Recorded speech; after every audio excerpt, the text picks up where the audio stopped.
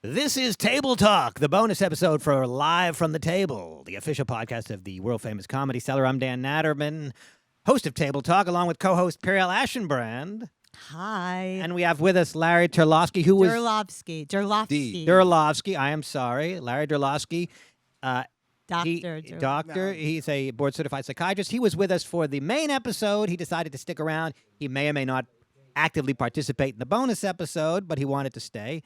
But first, I want to discuss with you, Periel, and I watched the Brooke Shields documentary "Pretty Baby" on Hulu. I watched part one. There's two parts. I only watched the first part, but Did anybody else see it?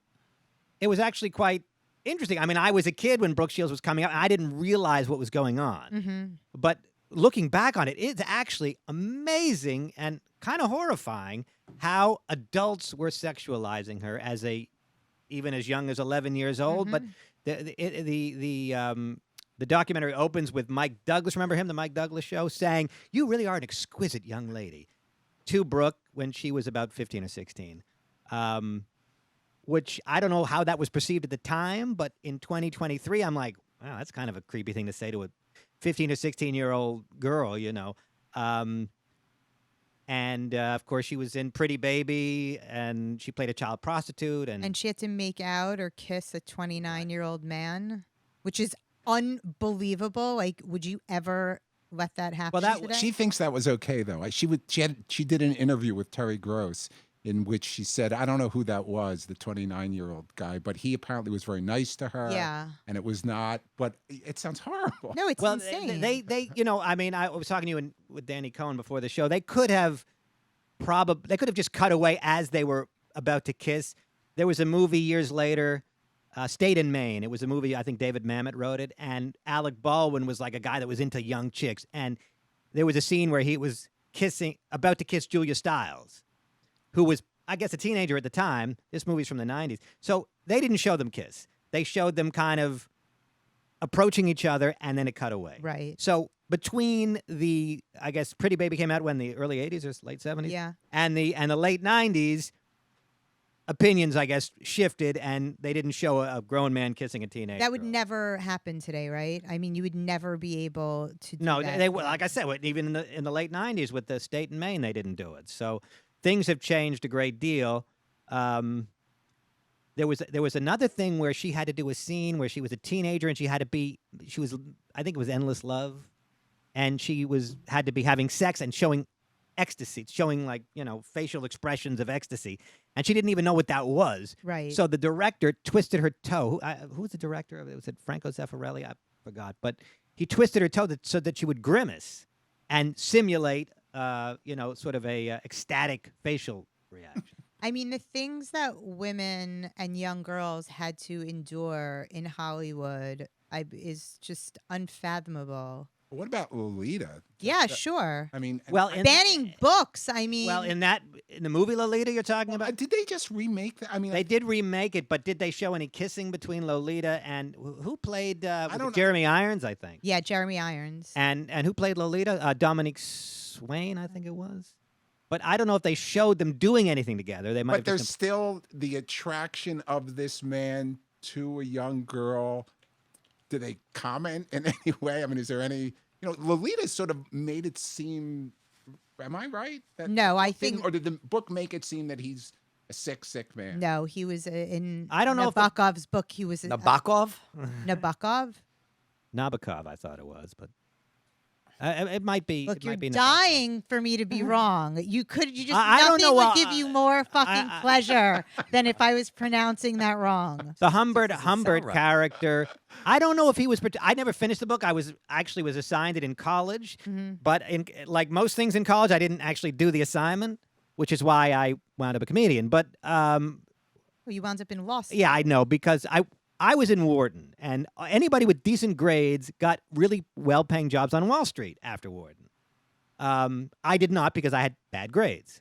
I had bad grades because I was quite not well in college. I just was I was depressed, and I was, and I just was not functioning on all cylinders. Not that I am now, but Too bad that you didn't have Noam around to tell you to snap out of it. but Start being a man. but I didn't get good grades, so I didn't get a job on Wall Street. But I did get good LSAT, so I was able to get into law school. Well, thank God, because we would have been robbed of the In any gift of case, I your- probably would have gone into comedy anyway, because that's really what I wanted to do to begin with. But the point is I didn't finish the book, but I read most of it. I don't recall Humbert being portrayed as good or bad. He just sort of was. But there's a lot of like him describing. I mean, his I guess, feelings, right? I guess, I mean, society. Like, he married a woman because the woman was Lolita's mother, and he wanted to be close to Lolita. And the woman discovered that in his writings that he was into Lolita, and she was horrified by it. So I guess in that sense, yes, it was portrayed in a negative way. Yeah, it was definitely not okay. Can you ask your friend ChatGPT how you pronounce? So Nabokov was horrified. I don't. As far as Nabokov is concerned, I don't know how he felt about it. How Nabokov felt about his main character. He knew it was wrong that society frowned on it, but I don't know if Nabokov. They sexualized a lot of people. I don't know if Shut Nabokov up. was into little girls or not. No, I don't know that he was or he wasn't. I just I remember mean, to write a reading- whole book about a dude that's into young chicks. I mean, I don't know. That's a little odd, don't you think? I guess that's a fair point. I remember reading a paragraph of whoever the guy is that likes young Humbert, girl- Humbert. right? Whatever, and he's talking about it as if it's a okay. I mean, there's just like Well, his character. character. That was his No, I get that, character, but yeah. there's a lot of that in the book. That's a Right, whole but- lot of it too. Pronounce the name of who was a Russian-American novelist, poet, and translator. Is this ChatGPT? You say his name, Vladimir Nabokov. All right. Oh, I always That called him sounds Vlad. closer. Myself, I always That just said sounds Vlad. closer to Periel's pronunciation. No, she said Nabokov. no, I said Nabokov. It's Nabokov. Whatever. In any case, yeah. So I don't know what Nabokov thought of young girls. It's quite possible he found them erotic. Well, if the idea is if he wrote about them that he was into them. Well, I don't know. I I'm think just saying it's it is not an odd unreasonable thing. premise. It's an odd thing to write an entire book He about. did a dude. write also a lot about chess and butterflies, and he was really into both of those things too. So In any case, Brooke Shields seems to have come through it quite well. I don't think Brooke Shields was necessarily traumatized, at least not irreparably, by the whole thing. And Well, she did. She's come to see my band very often on Monday nights. Has she? Yeah. She's a very nice lady. Very nice, Yeah, I've met her here at the Cellar. She's a friend of one of the comics. Two famous movies are Brooke Shields and now the woman who plays Jean Grey, Famke Famke Janssen. comes. Yeah, she. why don't comes we get up. her on the podcast? Well, but we could try to get Brooke or Famke. Would be amazing. I mean, it would be unbelievably amazing. But I only saw Brooke here once. In any case, she came through it with wealth and fame and perhaps some trauma, but I don't know how severe. But it's just really more a comment on society at that time and the message that was sent to young girls. Apparently, she can't have an orgasm unless somebody grabs her toe. I think the most destructive thing is not what Brooke Shields suffered, and I don't know what she suffered, but the message that's sent to young girls that all you're good for is to be pretty. Right, sure. I mean that now I think has started to change a little bit, but certainly that is the message that you got, certainly in her time and even, when I was growing up and even when I was in college and in grad school and, going out into the world, starting to try to be a writer. We'll ask our psychiatrist if he thinks that it's better or worse now. But again, you don't treat children. Well, you don't treat I just was adolescents. thinking about all these young women, the musical stars that are so hypersexualized, and even dating back to Britney. I think it's true. still pretty messed up out But there. that's the As the hypocrisy. father of two Britney in girls, her you know? original video was in high school. Remember, she Yeah. was Yeah. in high school and hit me, baby, one more time. Or oops and oops. Baby, I get on my knees. Not get on my knees. What am I saying? That's you've lost that love and feeling. But that's what But she was like twiddling her pencil in class, daydreaming, and she was a high school girl. Yeah. But so- this is the hypocrisy that I was trying to talk. What's the hypocrisy? That I love it when Periel talks hypocrisy. Go ahead. Well, because you got so angry before, but you thought I was trying to like twist your words, but I wasn't. What I was trying to say is that there's this hypocrisy of, modesty in America, but actually it's bullshit because the things that we value and the messages that we send are not really modest at all. Well, I don't know if it's the same people. Like some people are modest and some people are not. I don't. You're assuming it's the same people that are producing Britney Spears videos that are also preaching against, I just think promiscuity. There's a real even Playboy magazine and these like toddlers and tiaras show. Like you have this thing in this country that is quote unquote you're supposed to be modest and women are supposed to do this. There's a real Madonna whore complex. And you see it over and over again in the media, and you see the messaging everywhere. But one thing we do agree on is that Brooke Shields kissing a teenager kissing a grown man in a movie wouldn't fly today. I don't know that a talk show host. Remember Blame It on Real with Michael Caine and that. Yeah, that was like 1980. Yeah. And what was he like with 16-year-olds or something? Yeah, 16 or 15 even. Well, there's also that Woody Manhattan. Allen movie. But as far as women being sexualized. I mean, young girls we're talking about. Oh, it's just young girls we're talking about. Well, we're because the Brooke Shields documentary, she was like a teenager. She was 11 when she had to kiss the 29-year-old. I mean, can you imagine? So, I mean, that wouldn't fly today. But, other things, I guess, do fly. But would anybody as a parent be okay with having their 11-year-old kiss a 29-year-old man? And you know what she talked about that her first kiss, she thought a lot about, I guess, young girls think about their first kiss, and she was thinking about that a lot. And the actor said, this one doesn't count. Right. That was meaningful for. I just thought the whole thing was just. Ugh. Well, that was, Did you see the Brooke Shields documentary? I didn't see the special. This was in an interview with. I mean, kudos to him for saying that, but I don't know. Still. He might have said, "Look, maybe we could cut away before we kiss." I don't know. Again, I don't know that Brooke was necessarily traumatized by the whole thing, but it's a little bit. You're saying she came out okay on the other. As far as I know, she does. She's not here to discuss it, and I don't know whether she would say it was all worth it because she got a lot out of it. I mean, she got fame and fortune. Now, to what extent she feels it's worth it, I don't know. Mm. She was in the interview with Terry Gross fairly positive about her career. Her mother was an alcoholic as well that she talked a lot about. I didn't know that. Yeah, her mother was out of her mind. Terry Shields. Right. So. Well, she was a stage mother. Right. She was a woman of limited means that was using her daughter to get to the next level financially. Well, and to live out her own fantasies. Which is a horrible thing to do to any child, yes? I mean, we can all agree on that. Yes, unless the child really, really wants to do it. And what I was talking about with you and Danny Cohen before the show is that she married Andre Agassi, and that marriage was not good and didn't last. But Andre, I read his autobiography, and his father pushed him into tennis. Yeah, that's... his father was like an athlete, but, he wanted his son to be a famous tennis player. He had other children, but they weren't as good. They didn't show aptitude for tennis. And Andre Agassi did not want to. He didn't know. He hated it. He didn't want to do it. He was pushed into it. And, if he were on the podcast, I'd ask him whether he thinks the fame and fortune were worth it. And I would ask Brooke the same question. I think that as a parent. But I think Brooke enjoyed acting. She might not have enjoyed kissing a 29-year-old man, but she enjoyed acting and all that. Where Andre really seemed to dislike tennis a great deal. I'm always skeptical of, people don't necessarily tell the truth with all its nuances, even about their own lives.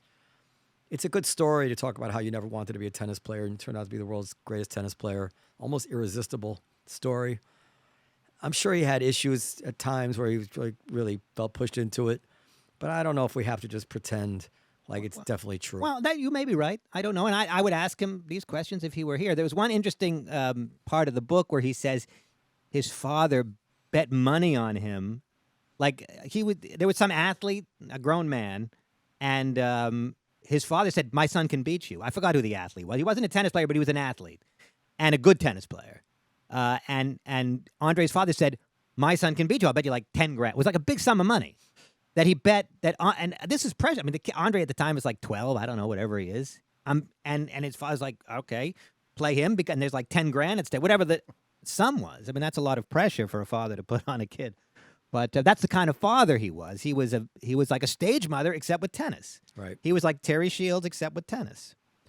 I don't know. I think you have to be really careful with doing that to kids. I think I don't know. Maybe Noam's right. It's Maybe he's exaggerating. Yeah, I mean, it is a great story, but I do think it's fucked up to try and live out your, hopes and dreams through your kids. Yes, I mean, unless some kids do enjoy it and do want, do like acting and all. Sure, that, and you have to be very careful. Though. And there's a million kids who said, "Why did my father let me give up the piano? I was so good at it. Why didn't they? I was too young to know. I didn't want this." Well, to what extent? I mean, you're a parent, Noam. I mean, to what extent would you pressure your children into practicing piano or guitar? What is that? What is the right balance to strike between? I do pressure them. Okay. What's the right balance? At what point do you say they're not interested and fuck it? I mean, I don't know. You have to monitor the situation because they have their ups and downs. Like my daughter will say, "I don't want to play piano anymore," and then 4 days later, I'll see her take her phone and put something on YouTube and try to figure out some song. So obviously, she likes to play piano. Right. What she doesn't like is sometimes practicing because it's hard work, but they're kids. If you felt that she had an unbelievable aptitude for it. Then I would force her. No, seriously? Yeah. Okay. Like David. If she's like true if she was genius, a prodigy, you felt, and she. Well, I don't know if I'd force her, but I'd push her much harder because I would assume that that if she actually has that ability, then she's going to want to play. Even if she hated it? I think, I know people are probably rolling their eyes listening to this. I think the concept of hating it is elusive. You hate it in the moment. You hate it because somebody's pressuring you. I mean, we force them to do their homework.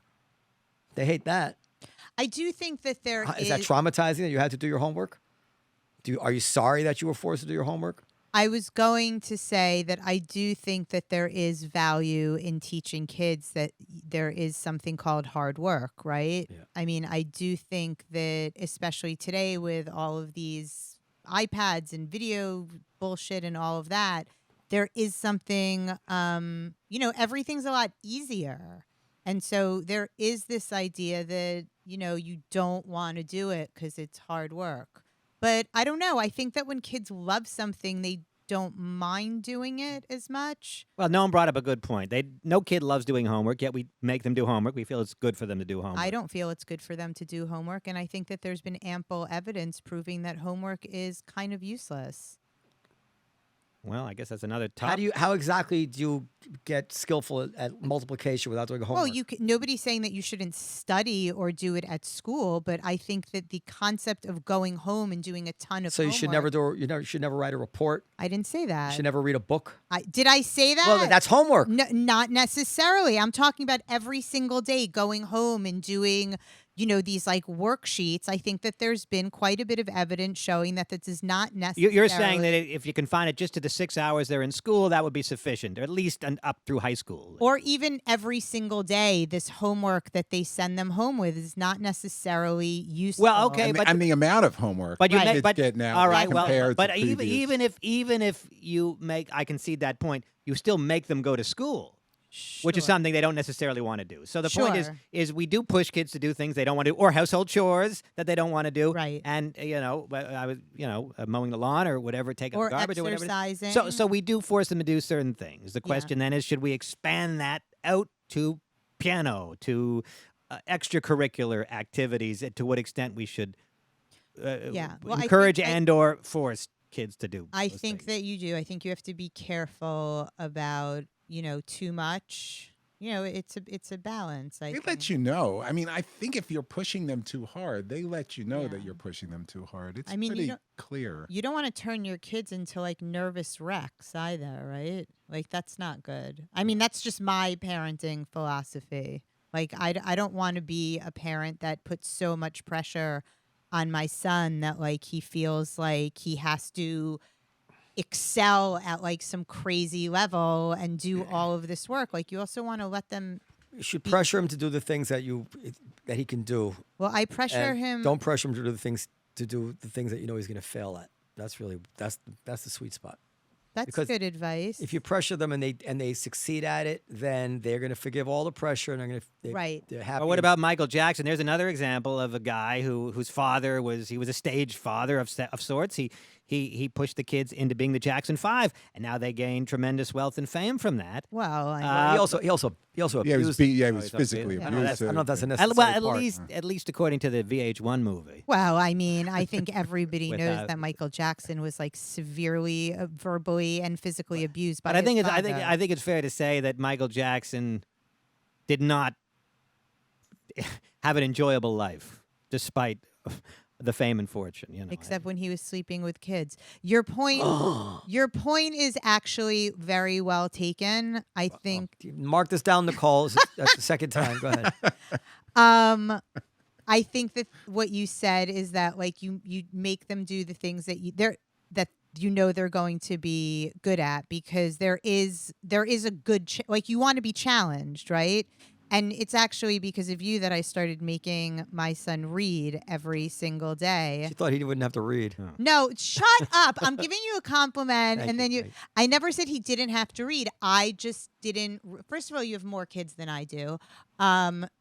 I didn't really realize the value of making him read like 20 minutes every single day. And it was during COVID. So like school was all fucked up. And you were like, you really have to make him read every single day for 20 minutes. Did you say Noam says you have to do it?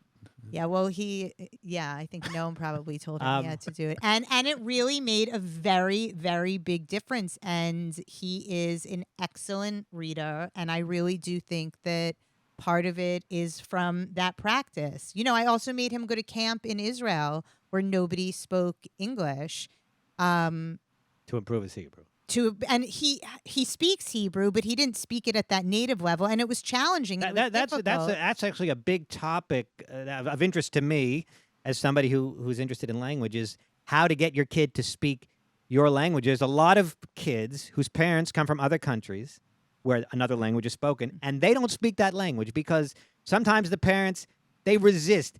The parents try to talk to them in the language of their homeland, and the kid responds in English because it wants nothing to do with the native language. So that's a challenge for a lot of parents to get their kid to speak the languge, that language. But the kids always resist. You speak French, right? That is correct. I don't claim to be a native level speaker, but I can say what I need to say. And when did you start to put energy into that? About 20 years ago. I had come back from Montreal. Now, my parents are from Montreal, but they're English speakers. They're not French-speaking Montrealers. But I'd come back from Montreal, and this was like shortly after 9/11, and I just had French in my mind. Now, at the time, I was living with a roommate, and I was trying to avoid him at all costs. Not because he was a bad guy, but you don't want to see your roommate enough. So I used to go to the bookstore. Back then, there was a bookstore in every corner, and I just hung out at the bookstore all the time. So shortly after that trip to Montreal, I was at the bookstore. I saw a book, French, The Fast and Fun Way, or whatever it was Barron's. Picked it up, started reading it, and to my amazement, I was enjoying it. Now, I had taken Spanish in high school and never liked it. But as an adult, I enjoyed learning French, and I bought the book, I bought another book, I bought another book. I started buying Paris Match, which is like People magazine for Paris, for France, and I would read through it, and if I didn't know a word, I would look it up, and I would write it down, and I would memorize the words. And it's very but French is difficult. I mean, there's not a correlation. Well, it's not like Spanish. No. French and Spanish are both very close, and to English, because there's a heavy Latin influence. William the Conqueror, when he came to England, he introduced French into England, and it influenced the English language to a great extent. That's why English has so much Latin in it. This is a very unique circumstance, though. I mean, I think French is certainly a lot easier than Chinese or Russian or German or Hebrew. Dan, you have to concede that, I mean, you are likely of quite exceptional intelligence to be able. Most people, I don't think, without living in France, with a sufficient degree of studying and interest, Why do you I'm think not a dummy, but motivation is a big factor as to why I was able to learn it. Why were you motivated? I just really enjoyed it. I'm not sure. I can't tell you why. He was French women motivated. I cannot tell you why. I really, really, really enjoyed it and still do. Do you like French girls? I started trying to study Hebrew. I mean, yeah, but not any more than other girls. But I have studied Hebrew, but I find it so difficult that I always give up. And then after a year goes by, I forget how difficult it was, and I try again. I'm like, no, this is impossible. So here's the thing. So I've never really, you know. The way to learn a language is to immerse yourself. The easiest way to learn a language is to immerse yourself in that language, in the country, ideally, where everybody and there's that age thing, too, that your brain language is still acquisition. malleable. Right. So language acquisition is at its peak when you're younger. So it's much easier to teach a child another language than it is to teach It's the best age to learn to kiss, too, by the way, but go ahead. 11. And you're right that the kids are resistant, but I have seen it done countless times. I mean, my mother, I learned to Talking speak. about the language now. Yeah. Go ahead. No, I was good at kissing from a very young age also. I mean, my mother taught me how to speak Hebrew, and my father didn't speak Hebrew. So and I know plenty of parents. I mean, the twins, they speak Lenka and Lazar? They speak Serbian fluently because their parents. That was their first language, yeah. Oh, really? I didn't know that. At home, that's what they speak. Oh, at home, right. But then they also go to Serbia every summer. And so I do the same thing. You asked a question and now you're on your phone. I'm sorry. He does that. Obsessive compulsive disorder. Go ahead. So, you know, my husband speaks to our son in Hebrew almost exclusively. He studies it formally, and we spend a lot of time in Israel. And his Hebrew is, you know, it's not perfect. It is fluent. It's not perfect. It's not native level, I should say. But I think I can't. Well, you might find it. You might find it boring, but I don't find it boring. I don't find it boring. Anyway, I like the part where she credited me for teaching her son. The one I do want to. We're almost done with the bonus episode, but since we have the good doctor, I would like to ask one question that we did not discuss in the main podcast, and that is the comedian self-medicating with marijuana. Good question. And is marijuana a valid mental health treatment? It's a chemical like any other. You know, are there valid uses in psychopharmacology for? Well, look, LSD and there's psilocybin are all sort of hot topics in psychiatry these days of microdosing and things like that. These they all affect brain chemistry. I think marijuana. There's sort of this thing between it's a weird thing in that certain states had medical marijuana, right, and that as a physician you could certify that the person should get medical marijuana, and then they would go to the medical marijuana place, and it was sort of like giving them a note that just said, give this person some weed, because it was the people at the place would decide what marijuana they got. Mm-hmm. So physicians don't know I don't know a whole lot about it, but it's a dopamine pathway, it's a serotonin pathway, and it's the norepinephrine pathway. Most psychotropics that affect mood go through those pathways. So I don't know quite the difference between, I guess sativa is the stimulatory one, and indica. Right. Indicouch. Yeah, right, indicouch. Right. Well, that's what they say. I don't know if there's much difference between them in terms of their effect. I think a lot of that's exaggerated. I don't know. Oh, really? See, I think that's really. What I read. Oh, well, I thought that's really sort of what it's all about. That if it's an indica marijuana strain, that it's supposed to chill you go to sleep. I mean, I've friends who will do it at night to go to sleep, and it kind of knocks them out. The indica stuff.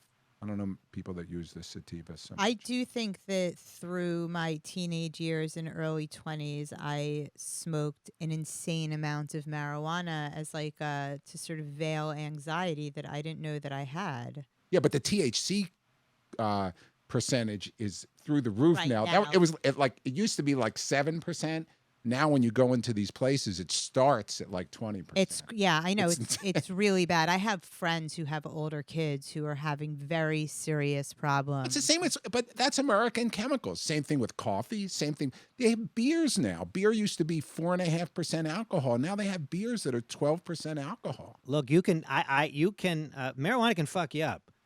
You smoke too much of that shit, you wind up in the ER. It happens a lot. Yeah, sure. People get psychotic. You get Absolutely. psychotic. Yeah. And that's because the THC levels are Well, so it's high?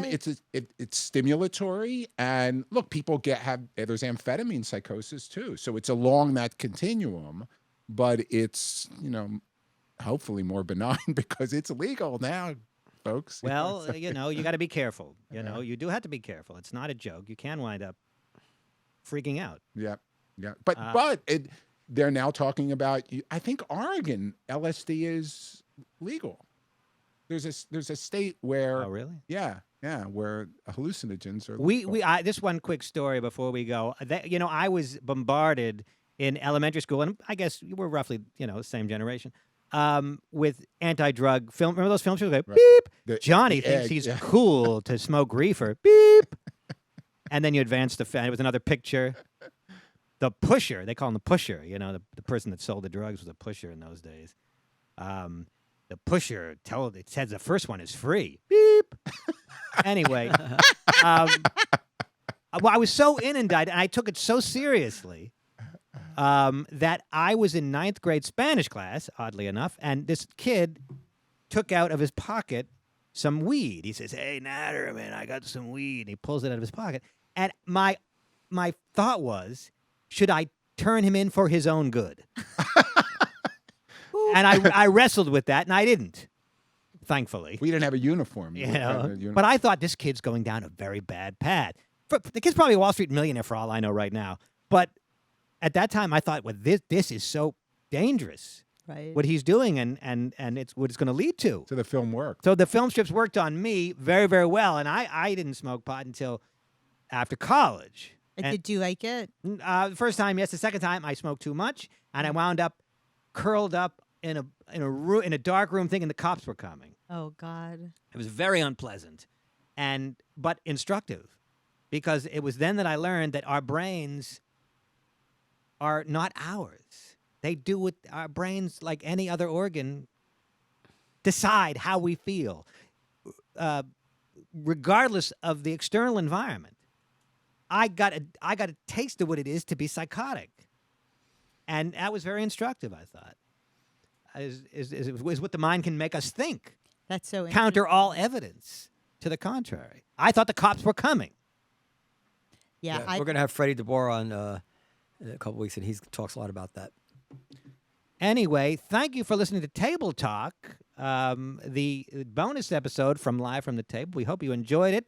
And again, podcast at comedycellar.com for comments and suggestions and constructive criticism and praise and whatever. Thank you, Dr. Durlofsky, for joining us, not just for the main episode, but for the bonus episode. This is my daughter. She's calling me. What is it, sweetheart? Thank you, Periel. Thank you, Noam. And thank you for having me. Nicole, bye-bye.